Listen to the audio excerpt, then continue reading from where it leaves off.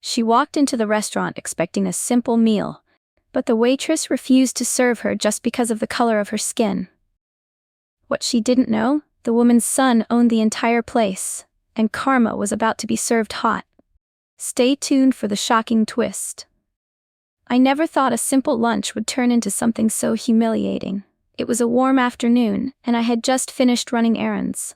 My stomach grumbled as I passed by a small, cozy restaurant on the corner of the street. It looked nice. Warm lights, neat outdoor seating, the kind of place that made you feel at home. I decided to step inside and treat myself to a good meal.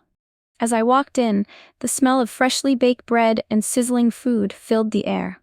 A few customers sat at their tables, chatting quietly. The place wasn't too crowded, which made it perfect. I smiled, feeling relieved. After a long morning, I just wanted to sit down, eat, and relax. But then, she saw me. A waitress, middle-aged, blonde, with sharp blue eyes, turned toward me. The moment her gaze landed on me, her expression changed. Her smile dropped, her eyes narrowed slightly, and she let out a small sigh, one of those heavy, impatient sighs that people make when they don't want to be bothered. I ignored it.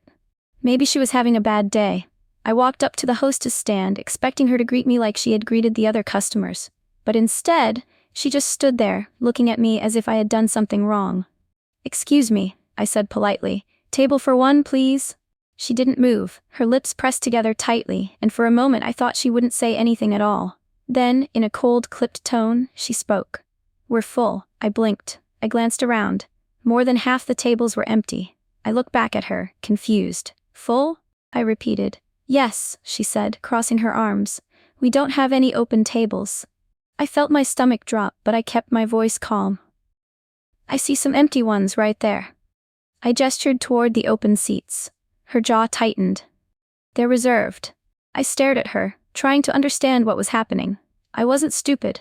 I knew exactly what this was. I had seen it before, felt it before, that cold, invisible wall people put up when they decided you didn't belong somewhere. I could feel my hands trembling, but I wasn't going to give her the satisfaction of seeing me upset. I took a slow breath and swallowed the lump in my throat. "All right," I said softly. "I'll wait for a table to open up." She scoffed, shaking her head. "You'll be waiting a long time." And with that, she turned and walked away, leaving me standing there, feeling small, humiliated, and unwelcome. I should have left. Maybe I would have, on any other day. But something in me told me to stay. I wasn't done yet. And neither was fate. Because in just a few minutes, everything was about to change. I stood there for a moment, my hands gripping my purse tightly. My chest felt heavy, but I wasn't gonna let her see me break. I turned to leave, swallowing back the sting of rejection, when I heard a familiar voice. "Mom?" I froze. That voice, I knew it anywhere. Slowly, I turned around, and there he was. My son David. Dressed in a crisp button-down and dark slacks, he looked every bit the successful man I had always known he would become. His rich brown skin glowed under the warm restaurant lights, his short curls neatly trimmed. He had that confident, kind smile that made people feel safe, made them trust him. But the moment he saw my face, his smile faded. "Mom, what's wrong?" He stepped closer, concern written all over him. I opened my mouth, then closed it. I didn't want to make a scene. I didn't want to embarrass him. The waitress, still standing near the counter, suddenly spoke up, her tone sharp. "Sir, do you need a table?" David turned to her.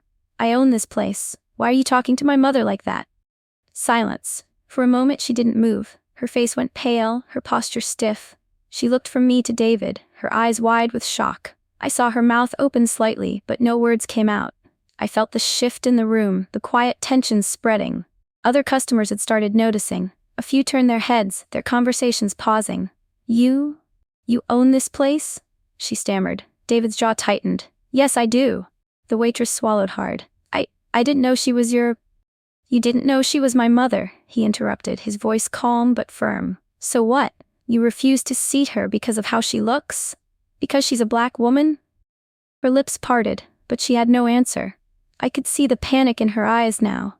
She was scrambling for an excuse, something to justify her actions, but there was nothing she could say to erase what had just happened. David turned back to me, his expression softening. "Come on, Mom," he said gently. "Let me get you a seat." As he led me to the best table in the house, the entire restaurant watched in silence. And the waitress? She stood frozen in place, her face burning with shame. She had no idea the woman she refused to serve was the mother of the man who signed her paychecks. And soon she would realize there would be consequences for her actions. David pulled out a chair for me at a beautiful table by the window, one of the best spots in the restaurant. His hands were gentle but firm, the same hands that I once held when he was a little boy, guiding him through life. Now here he was, guiding me to my seat, making sure I was treated with the respect I deserved. I sat down, still shaken but holding my head high. He took a seat across from me, his eyes filled with concern. "Mom, what exactly happened?" he asked softly. I took a deep breath. I walked in, asked for a table, and she told me they were full, even though I could see empty tables everywhere. David's jaw clenched. His fingers tapped against the table, a habit he had since childhood whenever he was deep in thought. At that moment, the waitress, her name tag read Karen, how fitting, rushed over, her face flustered. Her hands trembled slightly as she smoothed down her apron. "Sir, I didn't know she was your mother," she stammered again, her voice almost pleading. "It was just a misunderstanding." David slowly turned his gaze to her, his face unreadable. "A misunderstanding?" His voice was calm, but there was an unmistakable edge to it. Karen nodded quickly. "Yes, I thought we were full, and You thought you were full?" David repeated, his eyebrows raising slightly. "Because that's not what it looks like to me." Her mouth opened and closed, but no words came out. "Tell me something, Karen," he continued, his tone still controlled. "If my mother had been a white woman, would you have told her the same thing?" Karen's face turned bright red. Of course. I mean, I treat everyone the same." David leaned back in his chair, studying her. "Really?" He let the word hang in the air, heavy with doubt. I stayed silent, watching, my heart pounding. I had always taught my son to be kind, but also to stand up for himself, and for others. And right now, he was doing just that. Karen shifted on her feet. "I am so sorry, sir. I didn't mean any harm." David sighed, rubbing his temple. "Karen, do you know how embarrassing this is? My own mother was treated like she wasn't welcome. In my restaurant." He shook his head. "This isn't just about her being my mother. It's about how you see people who look like her. And I can't have that in my business." Her eyes widened. "Sir, please, I need this job." "I needed a meal," I cut in, my voice quiet but firm. "And you made sure I couldn't have one." Karen's lips trembled. She turned back to David, but I could already see it in his eyes. His decision was made. "Go to the back," he said firmly. "We'll talk about your employment later." Tears welled up in her eyes, but she nodded stiffly and walked away. David let out a slow breath and turned back to me, his expression softening. "Mom, I'm so sorry." I reached for his hand and squeezed it. "Don't apologize for someone else's actions, baby. You did the right thing." At that moment, a different waitress approached with a warm, genuine smile. "Ma'am, I'm so sorry for what happened earlier. What can I get for you?" I looked at my son, then back at the waitress. Finally I smiled. "I think I'm ready to order now." The new waitress approached with a warm smile, her curly brown hair framing her gentle face. Her eyes held something I hadn't seen from Karen, genuine kindness, a simple respect that needed no explanation. She didn't look at me like I was out of place. She didn't hesitate, didn't give me that guarded, forced politeness people use when they don't really want to serve you. She just saw me as a customer, as a person. And in that moment, after everything that had happened, it meant more than I could say. I let out a deep breath, trying to push away the weight of what had just happened. I didn't want the ugliness of it to sit in my chest any longer. I didn't want it to steal this moment from me, from my son. He had worked so hard to build this restaurant, to create something of his own, and I refused to let one person's hatred overshadow that. "I'll have whatever's best on the menu," I said, managing a small smile. The waitress grinned. "In that case, I'll bring you our house special. It's my favorite." There was something about the way she said it, so light, so natural, that eased some of the tension in my body. She wasn't just doing her job, she genuinely wanted me to enjoy my meal. "Thank you," I said, and I meant it. As she walked away, I turned to David. He was still watching me carefully, his sharp eyes scanning my face, reading me the way only a son could. I could see the storm still raging inside him, the anger, the frustration. It sat heavy in his shoulders, in the tight set of his jaw. "Mom, I can't believe that happened," he said, shaking his head. "I thought I hired good people. I trusted her." I reached across the table, placing my hand over his. His fingers were warm but tense, and I gave them a gentle squeeze. "You can't control what's in someone's heart, son," I said softly, "but you can control how you respond to it, and you handled it the right way." He exhaled, his shoulders sagging just a little. "I just hate that it was you," he muttered, his voice thick with emotion. "Of all people." I smiled gently, rubbing my thumb over his hand like I used to when he was a little boy. "David, I've faced worse in my life. This isn't new to me." I paused, searching his face. "But what is new?" "Seeing my son in a position of power, standing up for what's right. That means more to me than anything." His eyes softened, the tension in his jaw finally fading.